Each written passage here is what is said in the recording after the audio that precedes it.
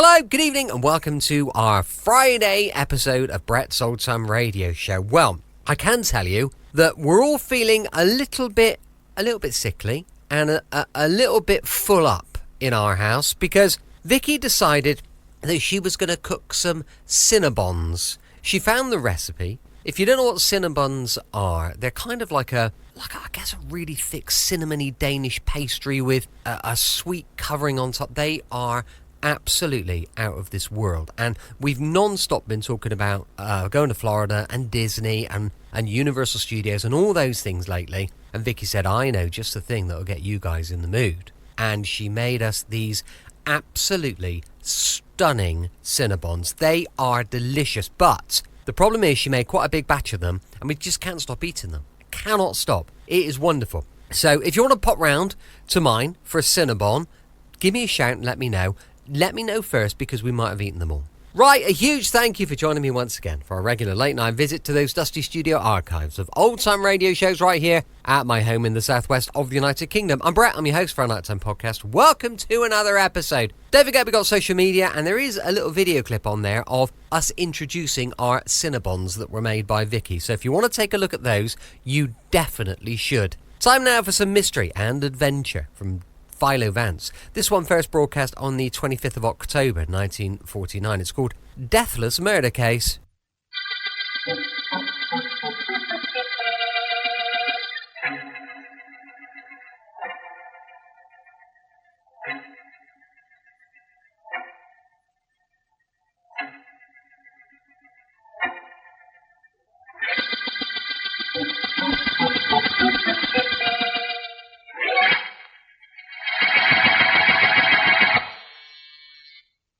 Yes?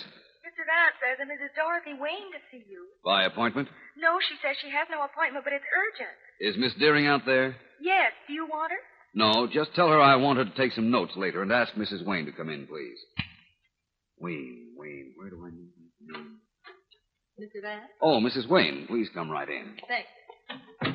It's nice of you to see me, Mr. Vance. I know you're the busiest private investigator in this city, and I had no appointment. I'm never busy when a client has urgent business, Mrs. Wayne. Oh, won't you sit down? Thank you. Mr. Vance, how old do you think I am? I beg your pardon. I asked you how old you thought I might be. I'm sorry, Mrs. Wayne. The question is leading, and the answer might be incriminating. I can't possibly be that old. Oh, by the way, you recognize my name. Wayne, I was trying to place it, I'm but... Edward J. Wayne's widow. Oh, yes, of course. He died last year, leaving well over $1 million to you, didn't he? Yes. He was twice my age, but we were very much attached to each other. I don't doubt that you were, Mrs. Wayne. And now, please tell me just what is the urgency in your call. Vance, I'm 31 years old. Well, that's hardly the urgent age. It isn't. The point of my coming here is that I want to stay 31. Well, the man who mixes the magic medicine is out, Mrs. Wayne. I didn't expect you could help me on that score. But there's a man who says he can. A man who insists he can keep me 31 for as long as he likes. Really?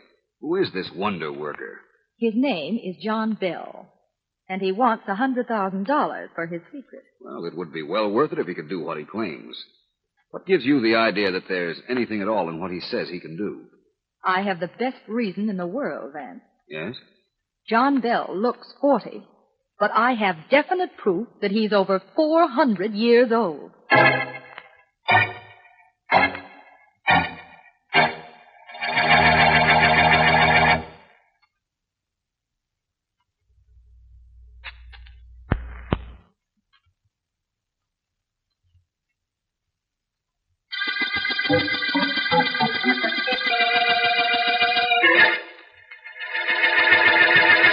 Gee, this sure is a classy-looking joint. You like it, do you? I never saw anything like it outside a museum. Gee, where'd you get all that stuff, Johnny? Battle axes and those spears and everything. Did you buy them? Sam, I didn't invite you up here to my apartment to have you admire my taste in decorations. Well, I was surprised you invited me up here at all. I just ran into you on the street. Boy, was I surprised to see you, of all people. I was a little amazed myself, Sam. Unfortunately, I wish the meeting could have been postponed a month or 6 weeks. I don't get it, Johnny. Huh? Then you always were a strange one. What difference does it make if I met you this morning or I met you a month from now? It matters a great deal to both of us. There are 100,000 reasons why I wish you hadn't made an appearance at this moment. There's just one reason why you should wish that. If there is a reason, I certainly don't know it, Johnny. Honest, I don't. Hey, Johnny, what are you doing with that gun? Johnny! Johnny, don't! Now you know the reason, Sam. A little late, but you know it. You know that because you came along just when you did. You had to die.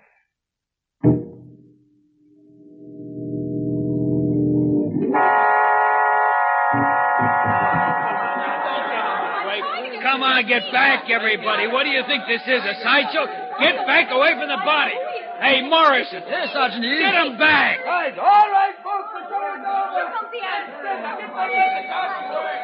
Hey, Morrison, come here.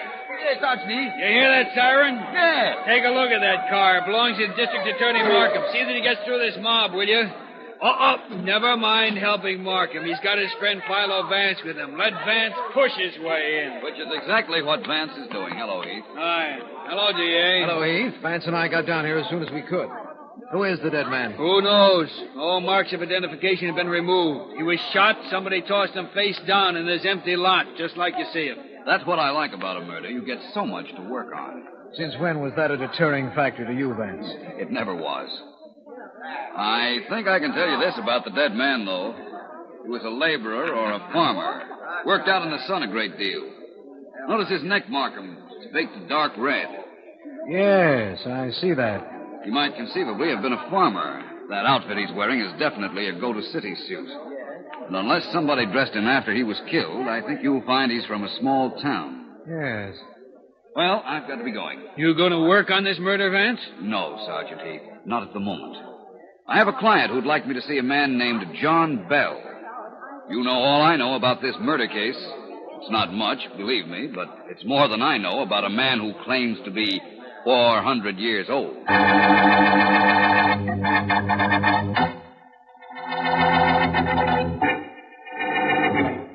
Please sit down, Mr. Vance. Thank you.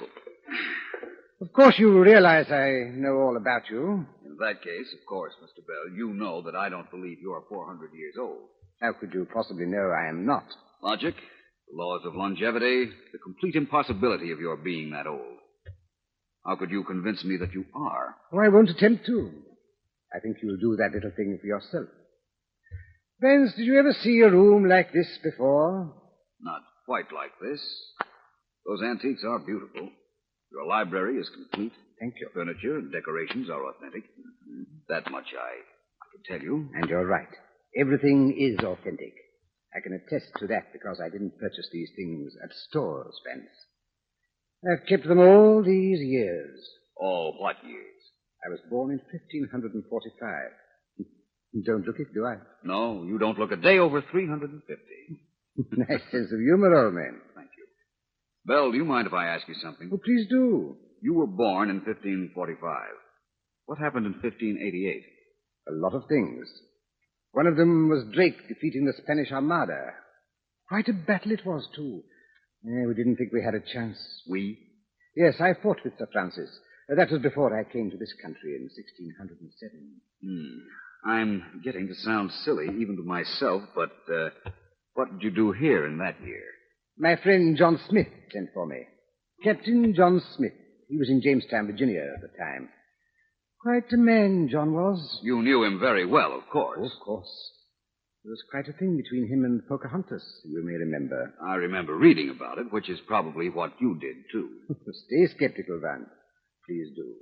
And don't allow me to try to convince you. I promised you you'd convince yourself. Yes, I know. Bell, what happened to Pocahontas? Married a fellow named John Rolfe. Most picturesque wedding ceremony I ever saw. You should have been there, Vance. No doubt. Bell, what is your secret of prolonging life indefinitely? I sell that secret, Vance. I'm doing nothing against the laws of this country, merely violating the laws of nature. I've selected 5 women who are willing to pay $100,000 each not to grow old. I guarantee each of them thinks she's getting a good bargain, too. Have you any proof that you're as old as you claim? Why should I need proof, Vance? I don't have to convince you. I've told you that. The Marquis used to say that only the individuals involved are entitled to all the details of an explanation. You're not involved in this, Vance. You have to prove I am not 400 years old. I don't have to prove that I am. That's true enough. And the Marquis whom you quoted had a point in his favor, too. By the way, who was he? Lafayette. I fought with him in the Revolutionary War. Admirable character, Vance. You fought with Drake in 1588 and Lafayette in 1776? In the War of 1812, too, but isn't this all beside the point? Believe me, I can prove, if I have to, that I am as old as I claim. But I'd rather you investigated me. It will be so much more convincing to you if you find out for yourself.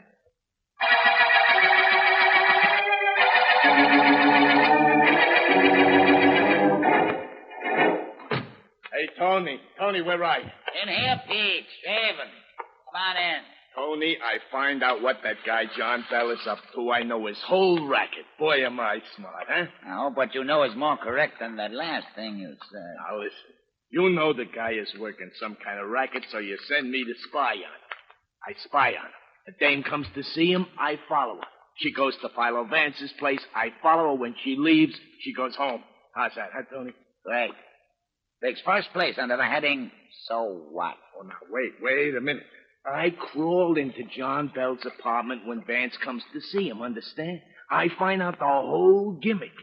This Bell claims he is 400 years old, and he's selling the secret of how to live that long to this rich dame, you understand? Oh, is that what it is? Yeah. Not a bad idea. Of course, it has to be done pretty delicately. It isn't a bad idea at all. That ain't all, Tony. Really? Look, I am in this John Bell's place earlier when I see him knock a guy off. Shoots him. I know who the guy is, and Bell says something about being sorry that the guy meets him in the street this morning. I see that, too. What do you know? Give me the powder, Pete. Yeah, sure. Here, Tony. Well, how about it? Am I smart, huh? You're a genius. Well, what do you see in the mirror, Tony? My face, stupid. Oh. Notice I'm getting a couple of lines around my eyes. You must be getting old, huh? Well, we all got to get old, you know. Not according to John Bell. Maybe I better see him. I got an idea I can cut into that easy dough he's going to grab. Yep, Pete. Bell's either going to cut me in, or I'm going to cut him out.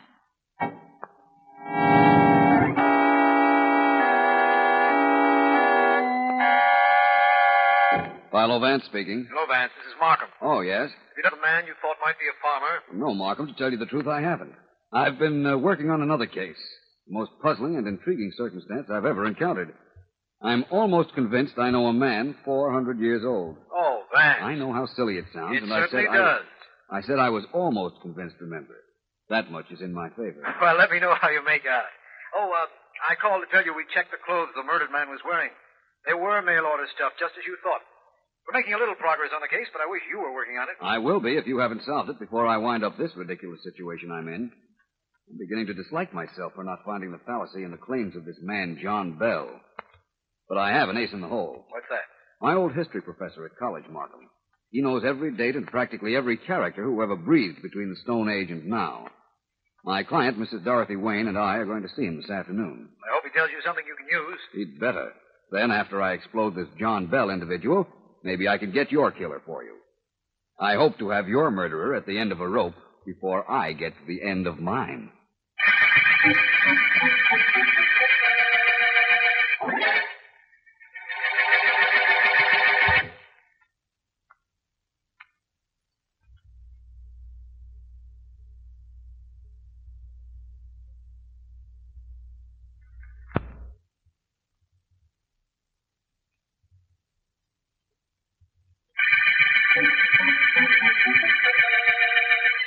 This is District Attorney Markham.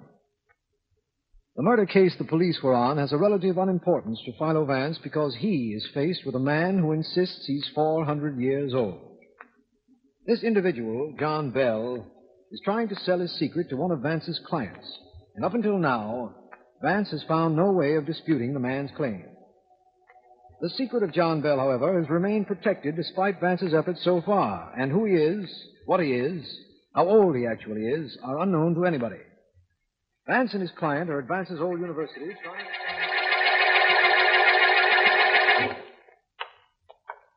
This college was your alma mater, Vance? They're not bragging about it, Mrs. Wayne, but it was.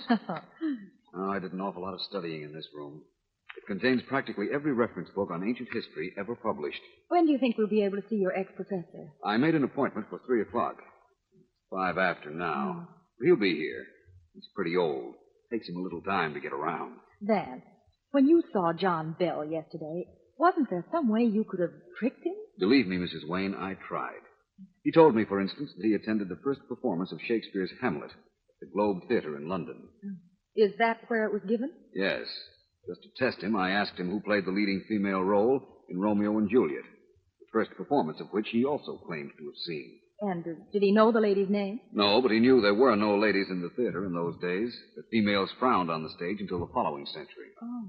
Mrs. Wayne, that man is... My apologies for being late. My sincere apologies for being late. No, don't get up, Vance.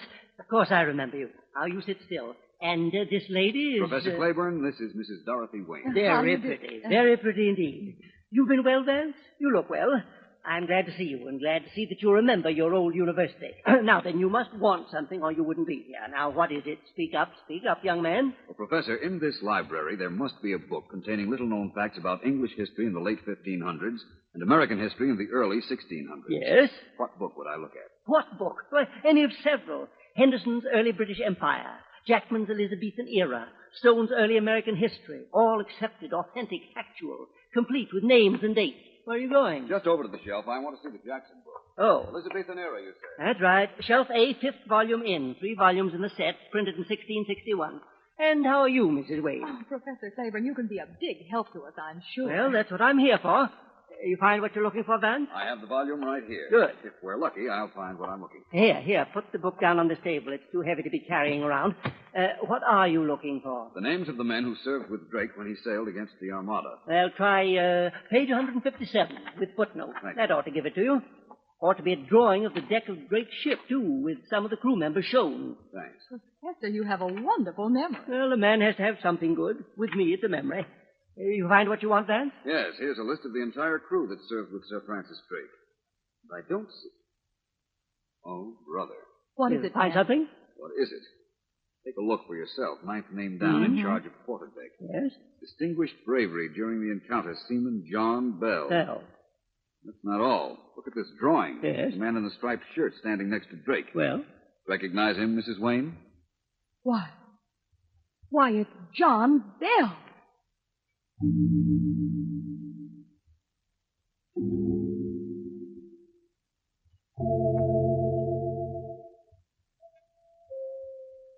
Wait a minute. Yes? John Bell? Yes.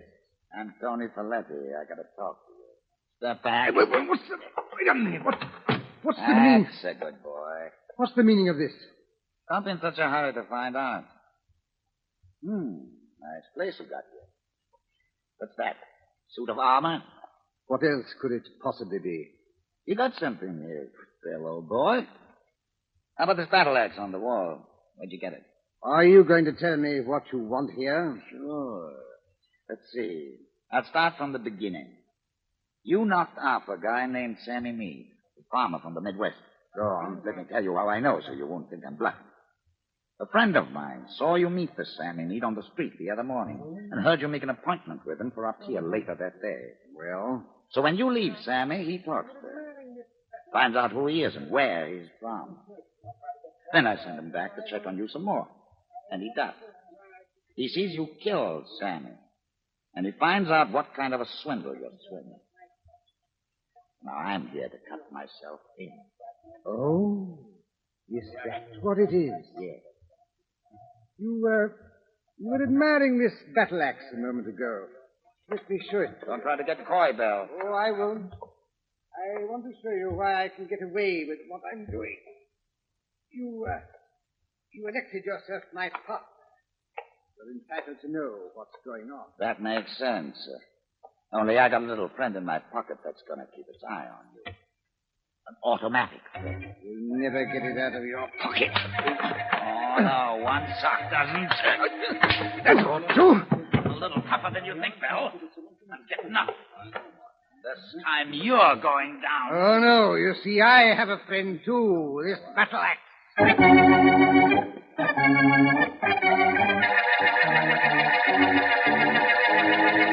Now, look, Vance, there's been a second murder, and we aren't close to the solution of the first yet. I know, Markham. And in that situation, you have company. I'm not even close to a reasonable explanation of John Bell, either.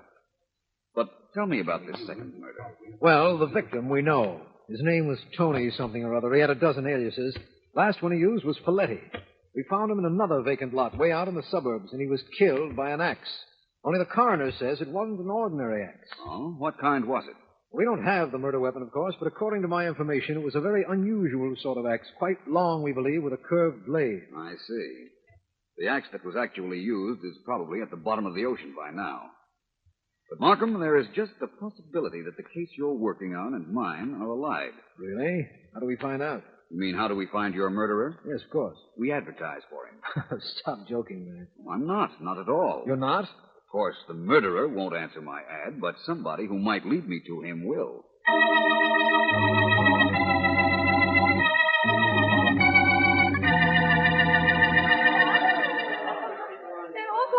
Out here in the office, Mr. Vance, waving copies of your ad in the newspaper. How many are you going to see? I've interviewed 9 already without any result.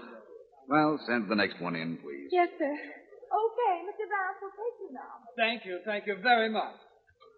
Sit down, please. Thank you very much. I understand you're here because you sell antiques and you have a collection of early English armor and weapons. Yes, sir, thank you. Your ad says you were interested in some. Believe me, sir, mine are the best in town. Well, first, I want to know if you sold something in the last day or so. I sold a lot of things. I mean a battle axe. A two-headed battle axe with a curved blade about 7 inches long and a carved handle. Yes, I did. I sold one this morning. Genuine antique it was, too. Sold it to a man named... Let me see now. You've got to remember who it was. Well, come to think of it, he didn't give me a name. Tall man, slim, black mustache, very distinguished looking. Oh, thank you very much. That's him. That's the one. Thank you very much. You may not have known his name, but you told me who he was just the same.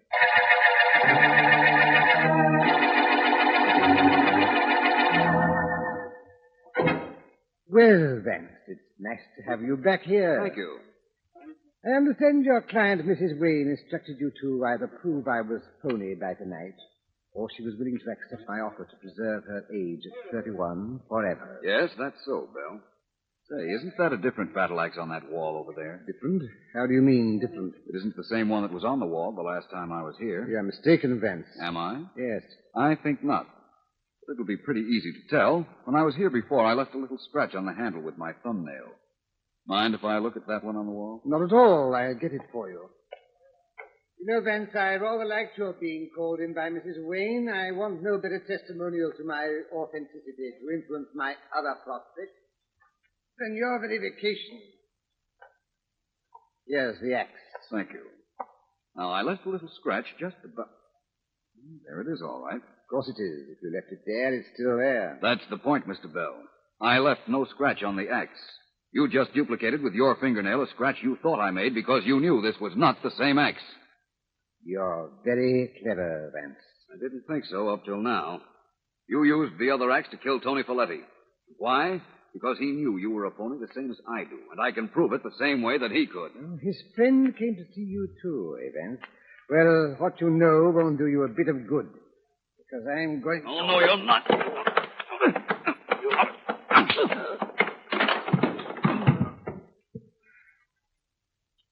Well, that settles you, Mr. Bell.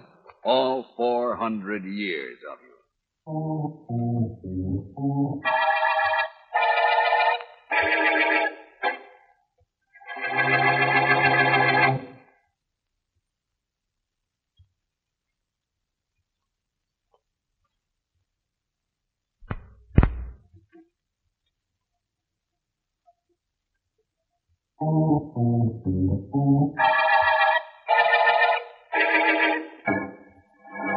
This better be good, Vance. This is the one explanation I haven't any clue to. Markham, listen. Suppose you were browsing through an old history book and came upon a picture of a man in the 16th century that looked like you. What would you do? Nothing except pity the poor fellow. Seriously.